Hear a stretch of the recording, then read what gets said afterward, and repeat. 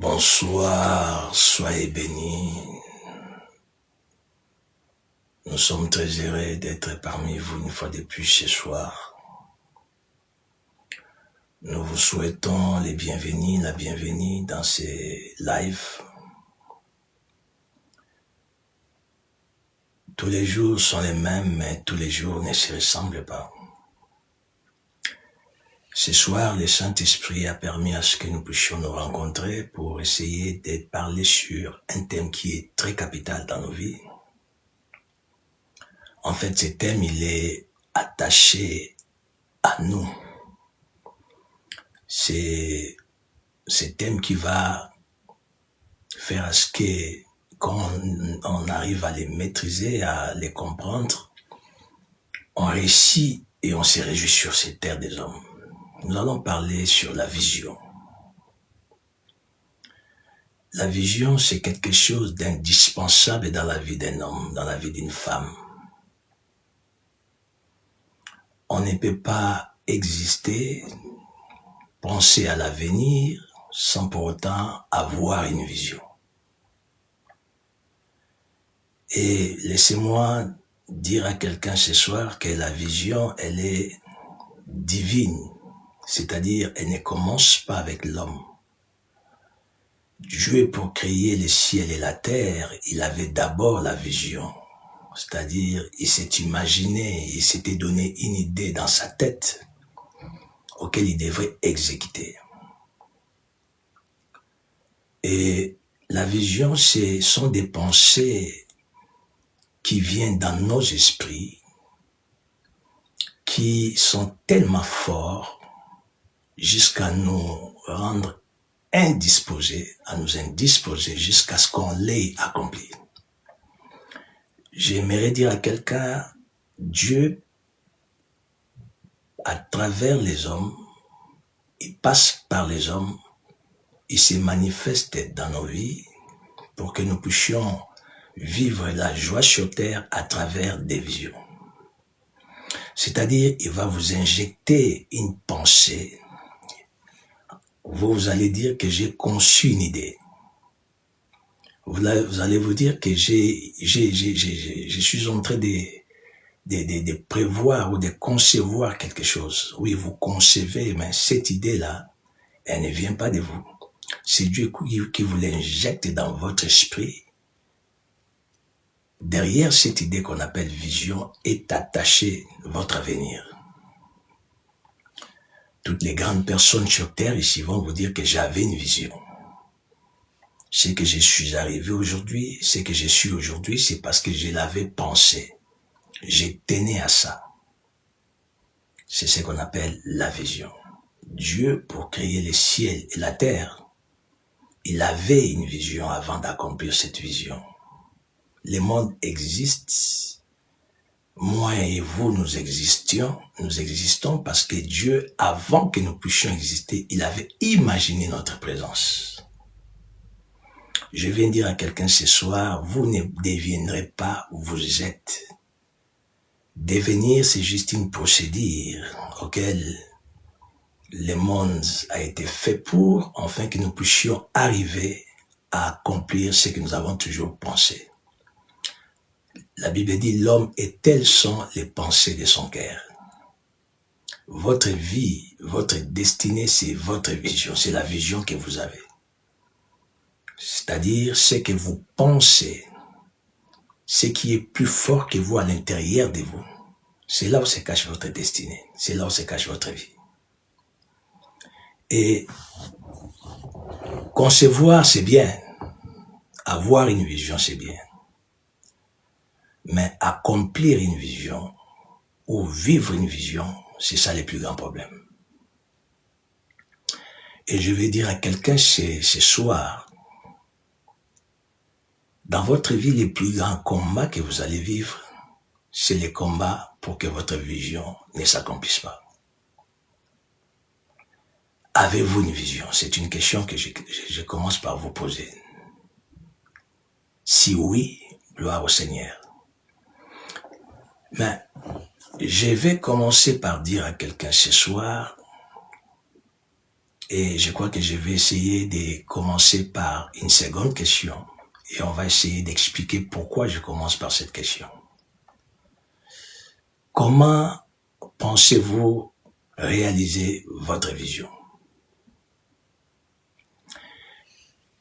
Primo, lorsqu'on a une vision, on n'a aucune certitude que c'est là, pas une certitude, on n'a aucun élément qui peut prouver tout autour de nous que ce que nous pensons se réalisera. Les plus grands combats dans la vie d'une personne, lorsqu'il a une vision, lorsqu'une idée lui passe à la tête, c'est de croire à cette vision. Croire à la vision, c'est ça l'un des plus grands combats que les diables nous mènent. En fait, il veut à ce que vous puissiez être découragé que ce que vous pensez, ce qui vous passe à la tête est faisable. Or, le monde de l'esprit, le monde de Dieu, c'est le monde d'imagination. Dieu est un grand visionnaire. Dieu est un grand imaginaire, si ça se dit en français. C'est-à-dire Dieu, il n'accomplit rien sans avoir l'imaginé à l'avance. La Bible dit, il appelle en existence des choses qui n'existaient pas comme si elles existaient. Il appelle en existence les choses qui n'existaient pas. C'est-à-dire, avant qu'il commence par l'appeler en existence, il a imaginé ces choses dans son esprit. Et par après, il croit à ces imaginations invisibles et il l'appelle en existence. C'est comme cela que Dieu fonctionne. Et c'est de cette façon que nous devons fonctionner pour accomplir nos visions. Je répète pour dire à quelqu'un ce soir, la vision que vous avez, c'est là où se cachent vos bénédictions. C'est dans votre vision que se cache la joie de votre vie. C'est dans votre vision que se cache votre avenir. Croyez à cette pensée qui est plus forte dans votre esprit, qu'on appelle vision. Commencez par croire en ça. Une vision n'a pas de sécurité si on ne l'accorde pas. C'est vous le concepteur de la vision qui va accorder la sécurité. Quand je parle de la sécurité, je vais simplement dire qu'il allait l'accorder les crédits que cela est faisable. Elle peut paraître grande, elle peut paraître impossible, mais lorsqu'une vision est conçue et qu'on croit en cela, on s'y met, elle s'accomplit.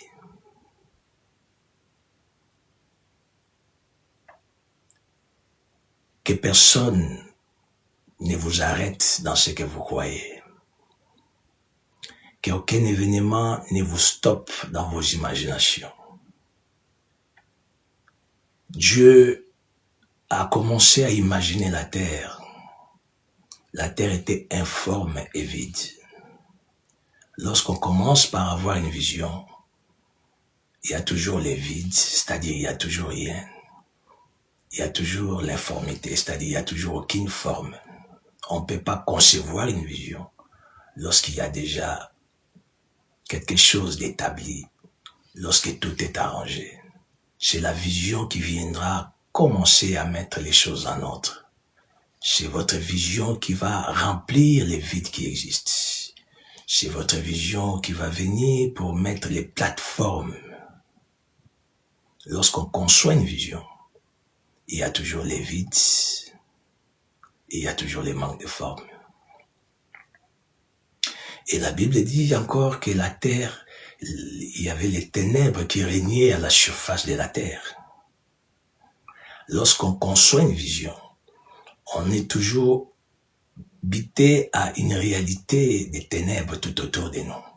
C'est-à-dire, lorsqu'on a une vision, on a l'apparence, on a l'impression comme si c'est difficile, c'est impossible parce qu'il y a toujours les ténèbres. Avant la vision, il y a toujours eu les ténèbres dessus. Et que ces ténèbres ne vous découragent pas. Ça a toujours existé, ça a toujours été ainsi. Dieu a confronté ces ténèbres qui existaient. Il a confronté les vides qui existaient. Il a confronté les manques de forme qui existaient. Mais cela ne l'a pas empêché à tenir dans sa vision. Remplir la terre, appeler des choses pour que ça vienne à l'existence. C'est très important. Et comment la vision peut-elle s'accomplir? Premier point. Vous ne pouvez pas réussir dans l'accomplissement de votre vision si vous ne faites pas les bons choix. Les bons choix des personnes ou de la personne qui va avaler cette vision. C'est-à-dire qui va s'y imprégner, qui va vous accompagner. Dieu, pour créer les ciels et la terre, il n'avait besoin de personne parce que personne n'existait. Il y avait des anges, mais il est le tout-puissant, il est le souverain.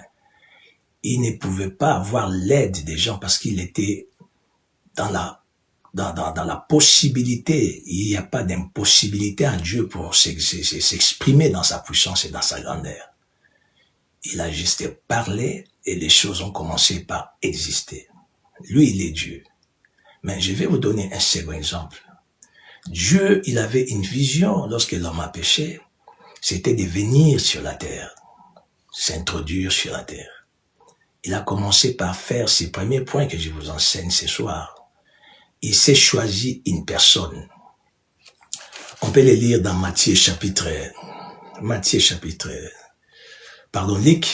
Luc chapitre 1er. Qu'est-ce que la Bible nous dit? Luc chapitre 1er, le verset 26. Vous allez voir les premiers points. Comment réussir dans sa vision. Comment accomplir la vision. Les premiers points. Au 6e mois, l'ange, Luc chapitre 6, verset 26. Au 6e mois, l'ange Gabriel fut envoyé par Dieu dans une vision, dans une ville de Galilée appelée Nazareth, auprès d'une vierge fiancée à un homme de la maison de David nommé Joseph. Le nom de la vierge était Marie. L'ange entra chez elle et dit, je te salue, à toi une grâce a été faite. Le Seigneur est avec toi. Dieu s'est choisi une personne par laquelle il devrait accomplir sa vision. Vous avez un choix à faire. Pas n'importe lequel, un choix de qualité pour réussir dans votre vision. Dieu a pris son temps de voir qui pouvait jouer les rôles pour qu'il puisse s'introduire sur la terre. Qui pouvait l'aider à venir accomplir ce qu'il avait accompli sur la terre. Il a choisi Marie. Prenez le temps de choisir des bonnes personnes pour vous accompagner. Prenez le temps de choisir des personnes appropriées pour vous accompagner. Lorsqu'on a une vision, on n'utilise pas les sentiments ou les émotions. Lorsqu'on a une vision, on utilise la réflexion et la spiritualité pour ne pas tomber dans une erreur. Ne choisissez pas des gens qui doivent vous accompagner parce que vous les connaissez depuis un temps. Ne choisissez pas des gens pour vous accompagner parce qu'ils vous sont familiers. La vision, c'est votre vie. Ne choisissez même pas les membres de vos familles s'il le faut. Si vous ne voyez pas en eux les capacités de vous aider dans votre vision. Jésus a choisi une femme et il devrait être sûr que cette femme était vierge. C'est-à-dire il y avait des restrictions, il y avait des éléments qui devaient l'amener à faire les choix de Marie. Vous devez réfléchir, vous devez avoir des éléments, vous devez avoir des preuves que cette personne que vous choisirez est la bonne pour vous aider dans votre vision. Si vous le faites par précipitation, vous allez vous retrouver dans une chose, dans une affaire, dans une réalité qui vous stoppe au lieu de vous faire avancer. Marie devait être vierge. Marie devait être fiancée. Et le deuxième point, pour réussir dans l'accomplissement de votre vision, soyez-en sûrs que vous détectez toute personne qui peut être un élément malsain pour l'accomplissement de votre vision. La vision, c'est quelque chose de précieux.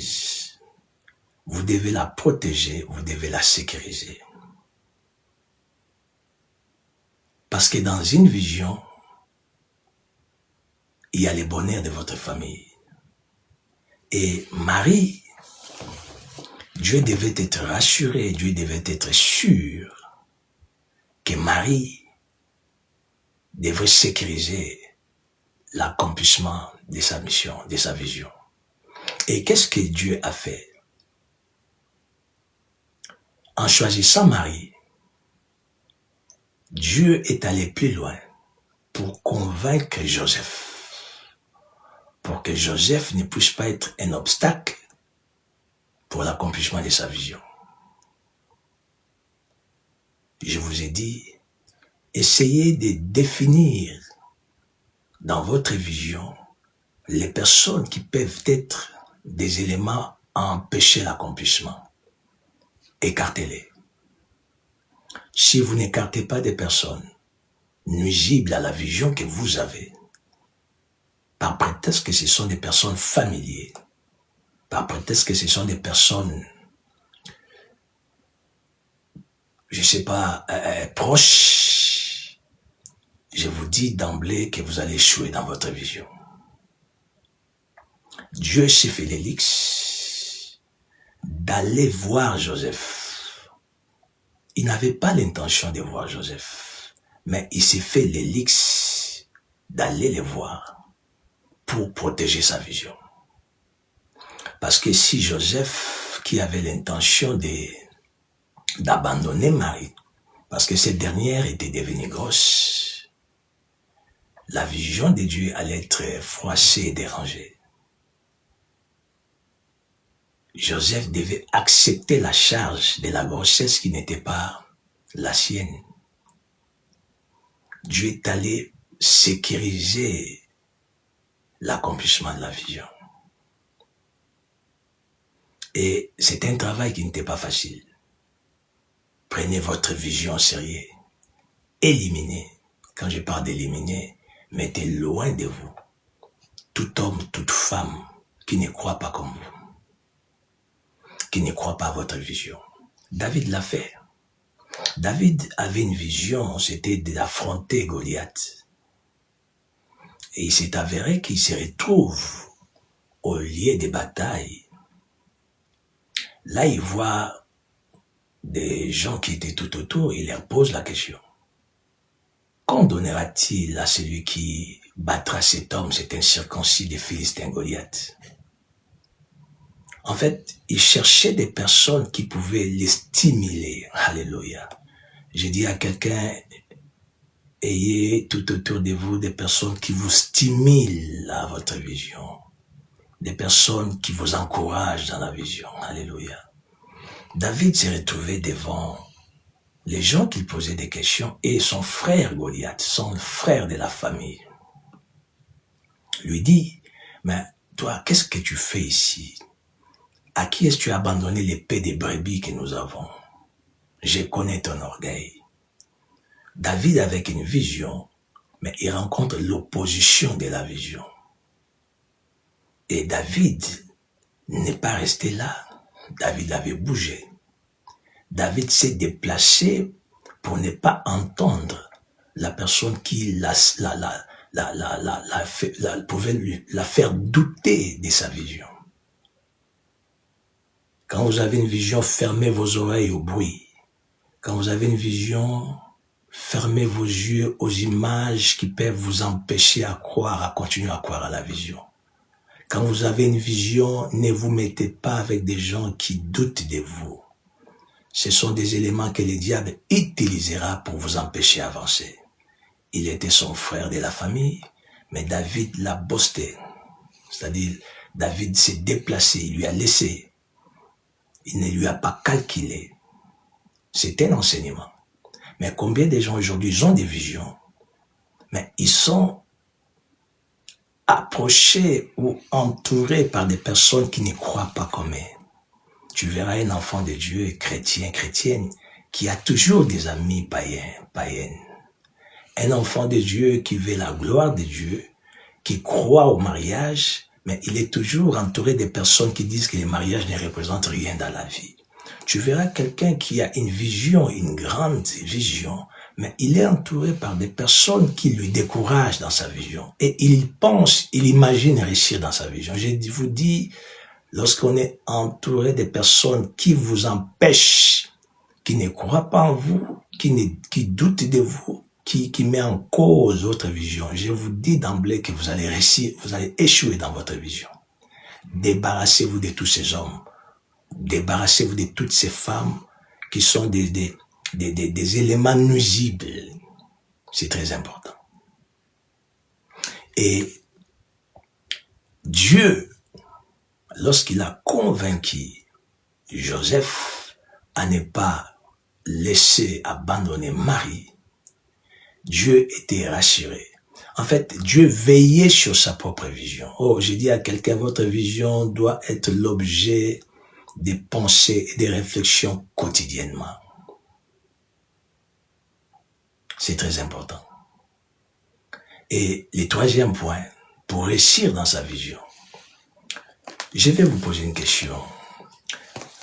Croyez-vous que Dieu, dans sa souveraineté, pouvait laisser le ciel et descendre sur cette terre des hommes pour chercher Marie?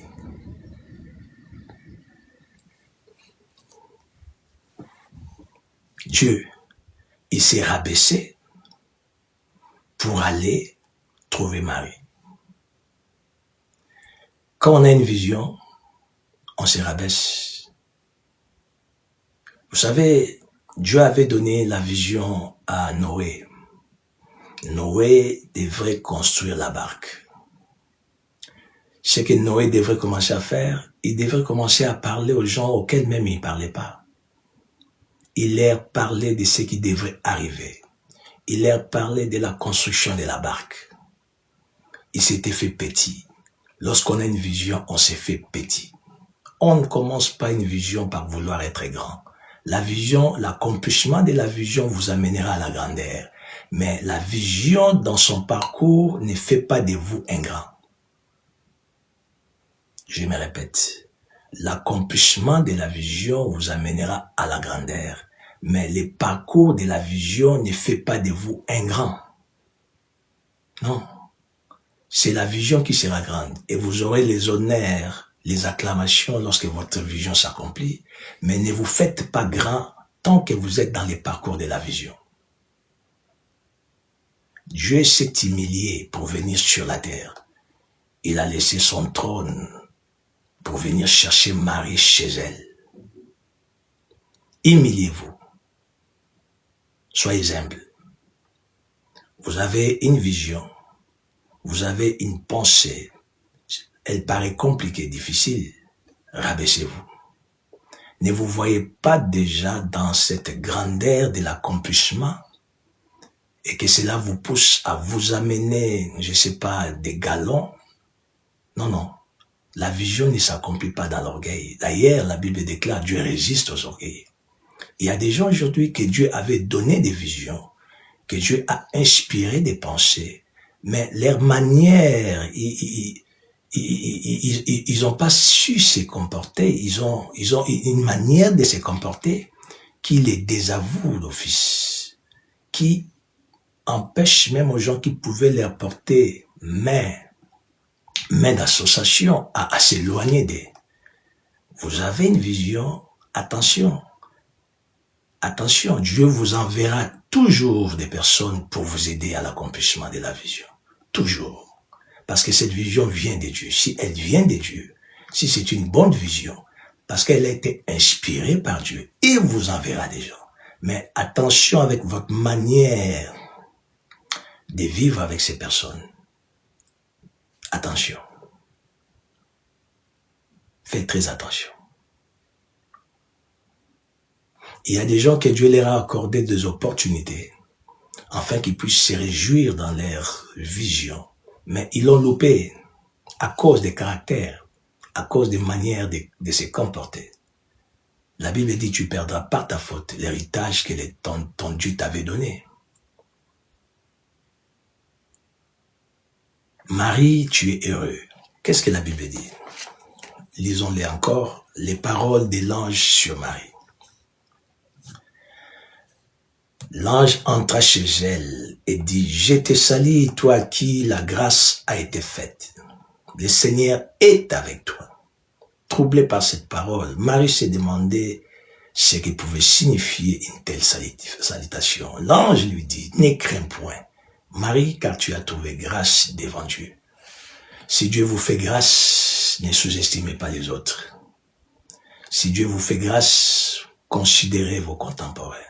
Si Dieu vous fait grâce, ne minimisez pas les gens. Si Dieu vous fait grâce, humiliez-vous. Le 4e point. Dieu est venu sur la terre tandis qu'il habite le ciel. Lorsqu'on a une vision, on ne vit pas dans n'importe quel environnement. Vous devez choisir votre environnement. L'environnement, c'était pas au ciel. Dieu ne pouvait pas se choisir un ange pour accomplir sa vision de l'introduction, de s'introduire sur la terre. Il devait s'introduire sur la terre, mais c'était un homme qui devait l'aider à l'accomplir. Et cet homme s'est trouvé sur la terre. Il a fait un voyage, quitter le ciel et venir sur la terre, l'environnement. Quel environnement vivez-vous? Dans quel environnement passez-vous votre temps? L'environnement auquel vous vous trouvez, est-ce que c'est un environnement approprié pour votre vie? Votre environnement actuel, il est approprié pour vous réjouir sur cette terre des hommes, ou votre environnement est un obstacle qui s'opposera à l'accomplissement de votre vision. Une vision peut échouer lorsque les propriétaires de la vision, lorsque le visionnaire n'a pas défini l'endroit approprié, l'environnement qu'il faut. Il y a des lieux que vous devez stopper de fréquenter. Il y a des environnements que vous devez quitter pour un temps, parce que vous avez une vision. Juste parce que vous avez une vision. Joseph, Dieu avait mis la supériorité en lui. Joseph devait être élevé, mais Joseph, Dieu l'a amené dans l'environnement de sa vision. Dieu a occasionné des choses, il a planifié des choses, il a occasionné des scènes pour que Joseph se retrouve en Égypte. Parce qu'à côté de son père, c'était pas un environnement approprié. Or, il était confortable avec son père. Il était confortable dans la maison de son père. Écoutez, il y a des endroits, il y a des environnements qui vous est favorable, auxquels vous vous sentez bien, auxquels vous avez des intérêts, mais ce sont des environnements contraires et opposants à votre destinée. Des environnements contraires et négatifs pour votre vision. Joseph, si on lui demandait de quitter l'environnement de sa famille, il n'allait pas accepter. Parce qu'il ne savait pas où aller. Il avait 17 ans. Il était jeune. Il n'avait pas encore la responsabilité de se nourrir. En fait, il n'y avait aucun endroit qui lui était bien, auquel il allait se sentir mieux si c'était la maison de son père. C'était lui qui voyait que l'environnement qu'il était, c'était bien pour lui. Mais les dieux qu'il avait appelés à être élevés voyaient que l'environnement là n'était pas approprié. Alléluia. Oh, que le Seigneur vous amène dans votre environnement approprié au nom de Jésus-Christ. L'environnement.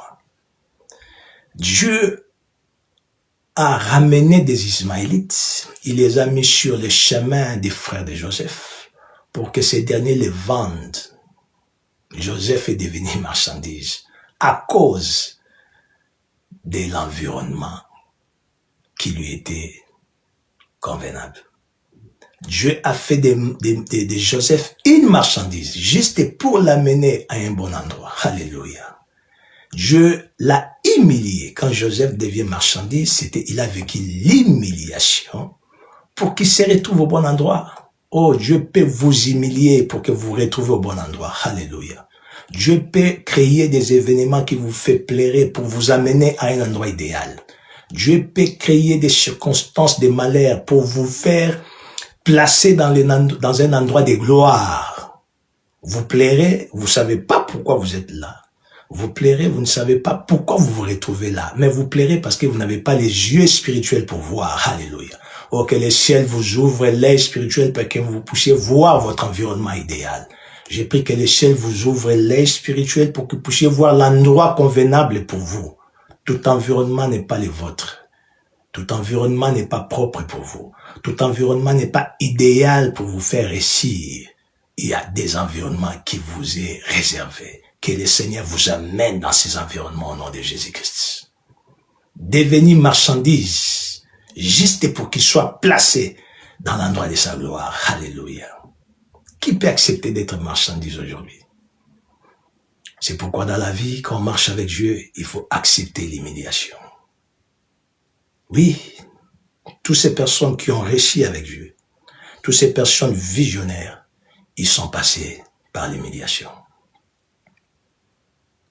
Acceptez que les gens disent tout sur vous. Acceptez que les gens vous collent tout ce qu'ils veulent vous coller. Acceptez que les gens racontent ce qu'ils veulent sur vous.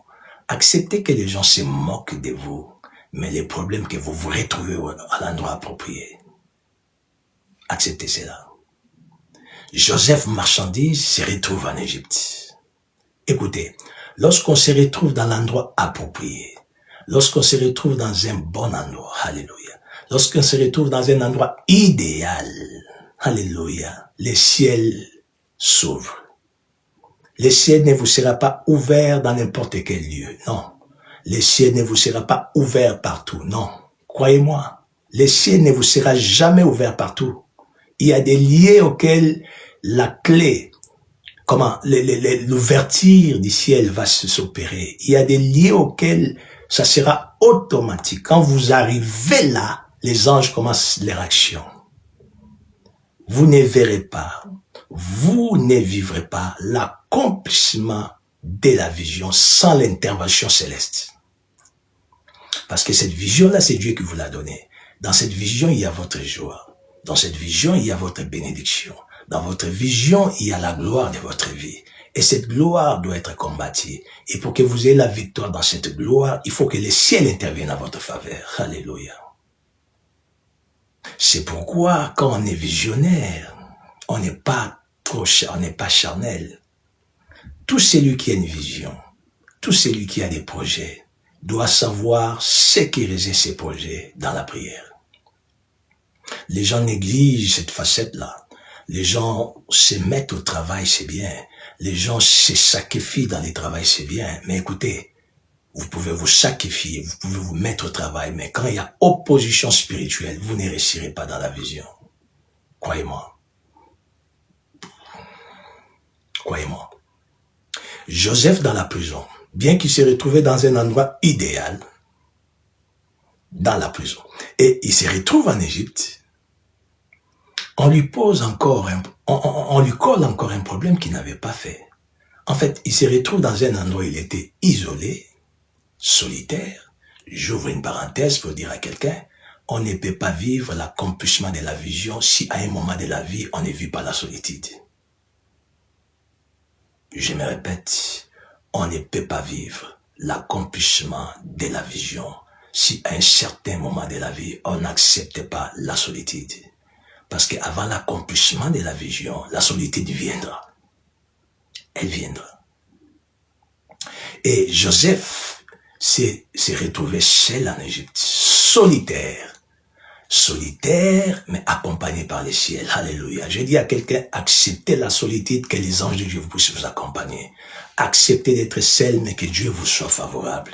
Acceptez d'être abandonné, que la main de Dieu puisse être sur vous. Alléluia. Vous pouvez être laissé, abandonné, délaissé, méprisé par je ne sais qui, mais lorsque la main de Dieu est sur vous, alléluia, les temps changeront, les circonstances changeront, parce qu'il est le maître des temps et des circonstances. Un visionnaire ne meurt pas sans l'accomplissement de sa vision. Un visionnaire peut être dérangé, il peut disparaître par un moment, mais au fil des temps, lorsque les anges commencent à bouger, ce visionnaire va réapparaître. Aujourd'hui, il y a quelqu'un qui avait disparu parce qu'il y avait des combats, qui avait disparu parce qu'il vivait les réalités de la vision. Que les anges de Dieu bougent en votre faveur, que vous puissiez réapparaître au nom de Jésus. Que le Seigneur vous prenne là où vous vous retrouvez, qu'il vous fasse sortir, que le monde vous voit au nom de Jésus-Christ. Joseph, isolé, solitaire, mais accompagné par le ciel. Oh, je dis à quelqu'un, s'il y a une compagnie que vous ne pouvez jamais gâcher, c'est la compagnie du Saint-Esprit. Cherchez la compagnie du Saint-Esprit. Protégez votre intimité avec Dieu. Gardez cette approche avec le Saint-Esprit. Développez l'intimité avec le Saint-Esprit. Tout le monde peut vous laisser, mais lorsqu'il est avec vous, la Bible dit, lorsque Dieu est favorable à un homme, il dispose même ses ennemis pour lui venir l'aider, C'est-à-dire quand vous êtes en communion avec le Saint-Esprit, quand vous êtes en ordre avec Dieu, quand vous marchez dans la parole de Dieu, Dieu disposera même vos ennemis. C'est-à-dire des gens qui avaient prévu de vous offenser, des gens qui avaient planifié de vous faire du mal, des gens qui complotaient pour vous éliminer, vous détruire, parce que vous êtes en communion avec Dieu, parce que vous vivez la parole de Dieu, parce que vous êtes dans les principes de Dieu, parce que vous développez l'intimité avec Dieu dans la prière. Dieu amènera vos ennemis pour venir vous porter main forte. Que le diable ne vous vole pas la communion avec Dieu. Que le diable ne vous empêche pas à vous mettre à genoux pour chercher la face de Dieu. Que les temps et les circonstances ne vous imposent pas la vie de distraction. Que le monde ne vous bloque pas à chercher la face de Dieu. Joseph était en Égypte. Aucun membre de famille tout autour. Aucune connaissance tout autour. Mais il avait la communion avec Dieu. L'Éternel était avec lui. Il se retrouve dans la prison. J'ai dit à quelqu'un qu'on se retrouve dans un environnement approprié. Dieu organisera des choses pour que vous puissiez vous retrouver au point où il vous place les ballons. Les poteaux sera vide, il vous place devant les ballons. C'est-à-dire, il vous donne une penalty gratuite. Quand on a une vision, on se retrouve dans un endroit idéal. Vous aurez une penalty venant du ciel. Alléluia. La penalty viendra. La penalty peut venir, mais elle n'a pas de forme. Attention avec ce qui vous arrive lorsque vous êtes visionnaire, lorsque vous avez une vision, lorsque vous priez pour quelque chose, lorsque vous pensez accomplir quelque chose, lorsque vous vous retrouvez dans un endroit idéal, lorsque vous avez des personnes qui vous encouragent dans votre vision et que vous sécurisez votre communion avec Dieu dans la prière, attention à tout ce qui peut vous arriver. Parce que ce qui vous arrivera ne sera pas anodin. Ce qui vous arrivera ne sera pas les fruits des hasards. Toute chose concourt au bien de ceux qui aiment Dieu. Un malheur est arrivé dans la vie de Joseph. Il se retrouve en prison. Il pouvait plairer, mais il ne savait pas que la prison était une penalty pour lui. Alléluia. Aujourd'hui, vous plairez, vous ne savez pas la cause de votre plaire, la cause de ces malheurs. Vous ne le savez pas. Mais je viens vous affirmer ce soir, ce malheur-là est arrivé pour vous placer au bon moment, au bon endroit auquel le poteau est vide. C'est-à-dire, vous marquerez les billes, personne ne sera là pour vous empêcher à marquer ces billes parce que vous êtes dans un bon endroit. Joseph, dans la prison, il dit, qu'est-ce qui m'arrive encore? J'étais chez Potiphar. J'étais devenu le chef de sa maison. Tout allait bien. Oh, écoutez, lorsqu'on a une vision, le temps peut basculer à tout moment. En fait, quand on a une vision, on doit s'attendre à toute éventualité. Quand on a une vision et qu'on marche avec Dieu, attendez-vous, soyez préparés à toute éventualité. Préparez-vous mentalement pour que vous ne soyez pas faible d'esprit. Préparez-vous mentalement pour que vous puissiez affronter les événements qui vont vous amener à la joie de votre vision. D'un coup, il était bien. Subitement, on lui colle un problème qu'il n'avait pas fait. Il n'était pas responsable de ce qu'on disait sur lui. Mais cette histoire qu'on a collée l'a humilié encore davantage. L'a enlevé cette estime que les gens avaient de lui. Joseph était devenu mal vu pour une histoire qu'il n'avait pas fait. Ces temps peut vous arriver dans la vision, si vous avez une vision avec Dieu, si vous avez un parcours avec Dieu. Ces temps vous arrivera, auxquels les gens diront des choses qui ne sont pas vraies, auxquels les gens fabriqueront des histoires contre vous, auxquels les gens enlèveront l'estime qu'ils ont pour vous. Personne ne pouvait encore estimer Joseph. Tout le monde parlait à mal de Joseph. Que Joseph a touché à la confiance de son patron. Joseph s'est mal comporté. Ils ont commencé à dire, je crois qu'un étranger qui n'a pas de moralité, il disait de tout et de rien. Qui était à la base de cette histoire? C'est lui qui avait donné la vision. Il était au foulé au moulin. Il était à l'œuvre. Oh, j'ai pris que les ciels s'ouvrent et que les anges de Dieu soient à l'œuvre dans votre vie. J'ai pris que les ciels s'ouvrent, qu'un mouvement du ciel puisse s'accomplir aujourd'hui dans votre vie. Que les circonstances puissent vous changer afin que vous vous retrouviez en prison. Non pour que vous puissiez demeurer là pendant longtemps et mourir, mais que vous puissiez rencontrer les collaborateurs du roi en prison. Alléluia. Joseph, en train d'entrer dans la prison avec des larmes.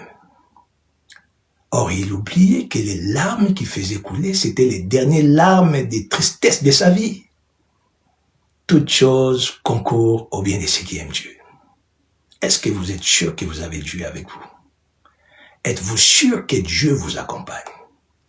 Êtes-vous sûr que vous êtes en communion avec Dieu? Êtes-vous sûr que le Saint-Esprit est de cœur avec vous? Êtes-vous sûr que Dieu est favorable à vous? Êtes-vous sûr que Dieu est content de vous? Si oui, arrêtez de pleurer. Sinon, réparez. La Bible dit, revenez à moi et je reviendrai à vous. Si vous êtes sûr que vous ne vous comportez pas bien, si vous êtes sûr qu'il y a des choses que vous faites ne plaisent pas à Dieu, revenez à Dieu, réparez. C'est lui qui a la clé de votre avenir. Vous pouvez tout faire, vous pouvez forcer. Si Dieu dit non, rien ne se fera. La Bible dit, s'il ouvre, personne ne peut fermer. S'il ferme, personne ne peut ouvrir. Si Dieu ferme dans votre vie, rien ne se fera. Vous avez intérêt à être d'équerre avec Dieu. Vous avez intérêt de suivre la voie de Dieu parce que le monde l'appartient. Joseph était consciemment propre. Il n'avait pas de soucis. Il savait qu'il était en ordre avec Dieu. Vous devez être sûr, lorsque un événement vous arrive, vous devez être sûr que cet événement m'arrive, non parce que je l'ai cherché, je ne suis pas responsable, je n'ai pas péché, je ne me suis pas mal comporté, ça m'est arrivé, je ne sais pas ça vient d'où, mais moi personnellement, ce n'est pas ma faute, ou ce n'est pas mon péché qui a occasionné ça. Vous devez être sûr que vous n'êtes pas la base, vous n'êtes pas l'élément clé qui amène à ce qu'un malheur puisse vous arriver. Parce que les malheurs a différentes sources. Les malheurs qui arrivaient à Joseph, c'était pas les péchés. Mais aujourd'hui, il y a des gens qui vivent les malheurs parce qu'ils ont péché. Si vous avez péché et qu'un malheur vous est arrivé, que le Seigneur vous pardonne. Repentez-vous, levez-vous, dépoussiérez-vous, retournez à la marche avec Dieu, regardez devant, que le Seigneur vous accompagne. Joseph, dans la prison. Et il se retrouve en prison. Il ne savait pas. C'était les dernières étapes pour que l'accomplissement de la vision puisse prendre corps. J'ai dit à quelqu'un, aujourd'hui, si Dieu vous a accordé la grâce d'être parmi nous ce soir, retenez ces derniers points. Vous ne pouvez pas vivre l'accomplissement de votre vision si et seulement si vous ne vous privez pas de certaines choses. Vous devez vous priver de certaines choses pour que vous puissiez vivre l'accomplissement de votre vision. Dieu a privé Joseph de la liberté pour l'amener à la gloire. Alléluia. Dieu a privé Jésus de l'honneur pour l'amener à l'élévation. Il a été humilié, privé de la gloire. Il a demandé de l'eau, on lui a privé de l'eau. Il avait soif, il demande de l'eau à boire. On lui prive d'eau. On lui donne quelque chose d'amer. Acceptez d'être privé par Dieu de certaines choses. Acceptez de se priver soi-même aussi de certaines choses pour que vous puissiez vivre l'accomplissement de votre vision. Celui qui n'accepte pas, quand Dieu lui prive de certaines choses, il va se précipiter, il va embrasser n'importe quoi et il va perdre l'accomplissement de sa vision. Dans une vision, il y a des temps de crise. Dans une vision, il y a des temps de perturbation. Dans une vision, il y a des temps de plaire. Dans une vision, il y a des temps de lamentation. Ne pensez pas que quand vous avez une vision, ne pensez pas que quand vous travaillez dur, ne pensez pas que quand vous vous sacrifiez, vous vous battez pour accomplir tel ou tel objectif, vous allez rire tous les jours. Non. Il y a des fois que vous allez pleurer et les larmes n'arrêtent pas de couler. C'est la vision. C'est les caprices de la vision. La vision a ses caprices. Acceptez les caprices de la vision. Que le Seigneur vous bénisse. Ciao. Si des gens qui veulent nous contacter pour des conseils pour la prière, le numéro est là. Que Dieu vous bénisse. Bonne soirée.